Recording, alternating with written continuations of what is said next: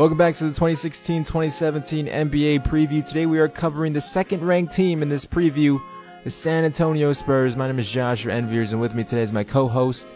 How's it going, guys? This is King of the Fourth Quarter. Welcome back to the NBA preview. I'm going to be taking over at the beginning here, covering what this Spurs team did last season. Last season was a phenomenal year for the San Antonio Spurs team, and I don't use phenomenal lightly. They won 67 games last season, and ultimately were overshadowed by the Golden State Warriors, who broke Michael Jordan's record, Michael Jordan and the Bulls' record last season. The whole adjustment of LaMarcus Aldridge at the beginning of the season took time. It wasn't until after All-Star break, in my opinion, is when LaMarcus Aldridge was getting comfortable and starting to become the LaMarcus Aldridge of old. I definitely feel like LaMarcus Aldridge should not have been an All-Star last season just because of his play, and I feel like other guys such as Damian Lillard could have been put in to replace him. And then leading up into the playoffs, it was pretty unfortunate what happened with the whole no call with Dion Waiters and Manu Ginobili. Luckily, the Oklahoma City Thunder did not make it to the NBA Finals.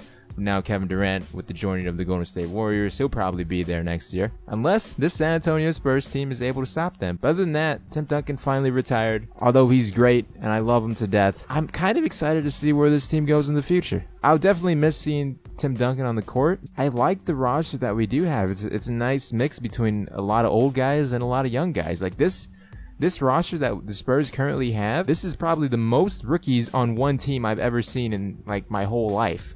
So it's great to see a good mixture of young and old. Also, the defense last year was crazy good, man. At one point, they had the best defense in NBA history. I don't think they finished that way. They kind of tailed off towards the end of the season, which is expected when you're trying to get ready for the playoffs. But at one point, they had the best defense in NBA history, and that is just ridiculous. I don't think Tim Duncan gets enough credit for the way he played defensively, at least last year. But last year, the guy was phenomenal defensively. Of course, they got Kawhi Leonard, Defensive Player of the Year. So it's just an all-around nice season for them. Unfortunately, they couldn't make it to the Western Conference Finals, as Josh mentioned. And Tim Duncan just retired on us, kind of leaving a sour taste because we didn't really get to see him off the right way.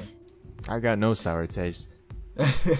Well, I guess we'll take your word for him since you're the big fan. But as an outsider looking in, it kind of sucks to see that he won't be playing anymore. I'm not mad. Kobe and Tim Duncan are totally different players. Like everybody knows Kobe wanted to do that, and Tim Duncan, just knowing, I don't personally know Tim Duncan or anything, but just knowing like how he is, that's definitely not. He wouldn't want the Kobe treatment. You know what's crazy about that whole deal? What's up? Kobe said that he didn't want that a couple years before he decided that he was gonna do it. He saw, was it Derek Jeter having his farewell tour, and he was like, no, I don't want any of that. And then there it is, his last year. Let's just do it. So I just found that to be funny. But Tim Duncan's retirement is expected and then unexpected at the same time, I guess, just because his whole old age. We knew it was coming soon. People have been expecting Tim Duncan to retire for the past like 4 years now. So. Yeah, he just didn't get. Age usually catches up to people. It didn't really catch him as much as it does other people. But I definitely feel like him and Manu should have retired together. Yeah. That leaves a sour taste in my mouth. Not Tim Duncan retiring. It's just that I kind of wanted to see him and Manu go out together on top. But they didn't, unfortunately. And let's see how much Manu is able to bring to the Spurs team this upcoming season. So speaking of upcoming season, let's take a look at the offseason for the San Antonio Spurs team. They acquired Pau Gasol and David Lee, which I'm sure you have a lot to say about those two. Oh, I do. And they finally had the chance to get a lot of young players on this roster. They lost a lot as well. Tim Duncan retired, Andre Miller, Boris Diaw, David West, Boban Marjanovic, Kevin Martin. And finally, most importantly, Matt Bonner is no longer on this team. He was just as bad as Thiago Splitter in my opinion, except he was more likable. So Matt Bonner's gone, and they were able to draft DeJounte Murray at number 29. And a few years ago, their draft and stash picks are now finally coming over this year. Yeah, with the offseason, I think they did the best they could. With Tim Duncan retiring, they're trying to replace him with Pau Gasol, which, as a Bulls fan, I got to watch him a lot last year. And I can honestly say he's an overrated rebounder. You can't just look at his numbers. You have to watch him play. It's really hard to explain, but he's not as good of a rebound as his numbers would tell you. So If you're looking at the numbers, it won't tell you that he's just a bad rebounder. And the same thing with David Lee and throughout his career. You know, he was a double-double monster back in the day, which is not really that far ago.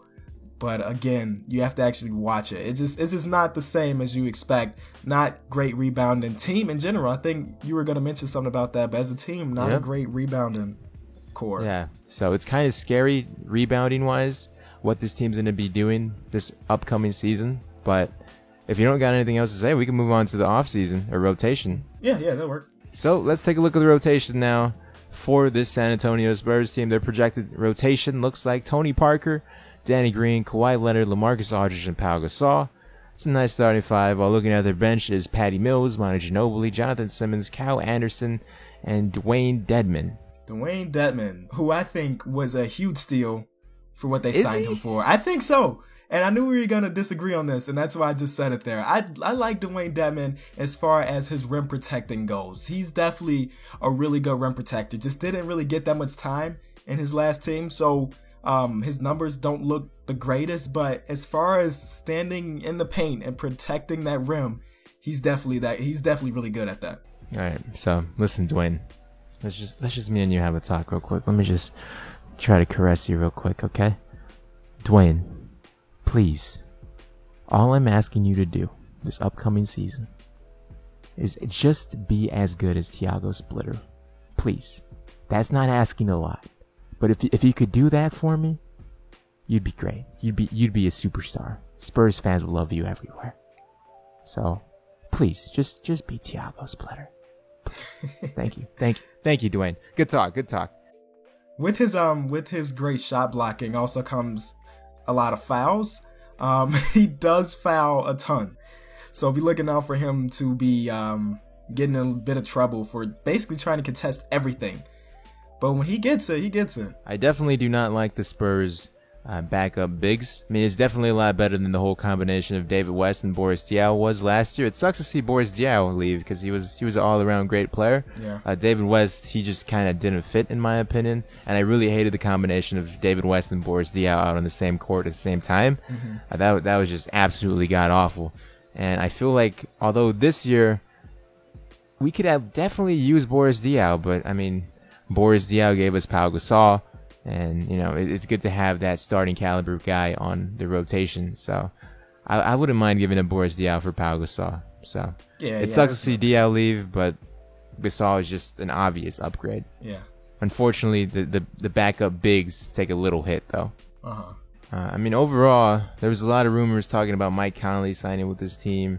And Tony Parker said I think he'd play until he's like 38 or 40 years old. So he has a good 4 years left in his tank with the San Antonio Spurs team. I do not think Patty Mills is going to be that replacement. Patty Mills, I love the man, but he's fake. You know, he's not that. He's a scorer. He's a scorer. He's an amazing bench player coming off the bench, but I don't think he will ever be better than Tony Parker. And Tony Parker is an extremely underrated point guard. He doesn't get enough credit for what he does. But I do feel like in the future, maybe they could get a replacement for Tony Parker. I mean, this upcoming offseason, Patty Mills will be a free agent, or maybe the young guys like DeJounte Murray can eventually fill that role for Tony Parker. Yeah, maybe. So it's very interesting to see. There's my boy Danny Green in that starting rotation. I have a whole Danny Green formula. If you're not as good as Danny Green, you shouldn't be getting paid more than Danny Green. And Danny Green, he's not the best player. He's super inconsistent, but that's the average. I believe Danny Green is getting paid like $10 million a year. And other guys worse than him are getting way more. I mean, just look at Timothy Mozgov, you know. So overall, really love the rotation, and I like the way they built around the young players and old. So it's really exciting to see the post Tim Duncan era. It's a lot better to be a Spurs fan than a Laker fan. Do you think Kawhi Leonard's going to step it up again? Like each year he's got better and better and better. Do you think he can get better? He'll definitely be in the MVP race. You think so? Opinion, okay. Because Kevin Durant and Steph Curry, on paper, they both should not win the MVP this upcoming season, just due to the fact that they're on the same team. Yeah, who's left to win the MVP? LeBron James, okay, he's always there. Kawhi Leonard, you got Russell. Maybe Russell Westbrook. Yeah, Russell Westbrook, and all the ESPN hype analysts saying, "Oh, Anthony Davis, he's so good." Anthony Davis isn't going to be winning MVP for at least a few more years with that team in New Orleans. So Kawhi Leonard's definitely going to be one of those dudes in the MVP race. So moving on to the projections of this San Antonio Spurs team. This team won 67 games last season and lost 15. Over under, where do you see this team being this upcoming season? I'm going to go under. The main reason I'm going under in this point is because me personally, I don't believe Tony Parker is still a starting caliber point guard anymore. That's my personal opinion. Like I said, underrated point guard. I'm not disagreeing with you or anything, but probably not the best going forward, but he could still get it done. So I'm gonna go with that, and same thing with Manu Ginobili. Age has caught up with him. So I don't know, just something about this team doesn't scream. Was it 67? 67. I just don't see that happening. I could definitely see 60 though. 60 is definitely doable. I'd probably go 63 at the max. That would be my prediction. Yeah, I would go under as well with like 64, just due to the fact of Tim Duncan, Pau Gasol, David Lee, and especially their backup bigs are extremely questionable to me. Overall, I like the young guys, like I had been saying, Brandon Forbes, Davis Bertans, Lavoie Jean-Charles coming over finally as well. So this team, DeJounte Murray even, they got a lot of rookies, and hopefully these rookies get some minutes because this is post Tim Duncan era. So with that said, let us know in the comment section below. Do you agree with our list? Do you disagree? Do you feel like the Spurs shouldn't be ranked number 2? Do you feel like they should be ranked number 1 or number 5? Let us know in the comment section below, along with leaving a like if you did enjoy, and sharing this on any social media as well, because it really helps the series and our channels grow. And speaking of our channels, all of our social media links will be in the description for you to check out.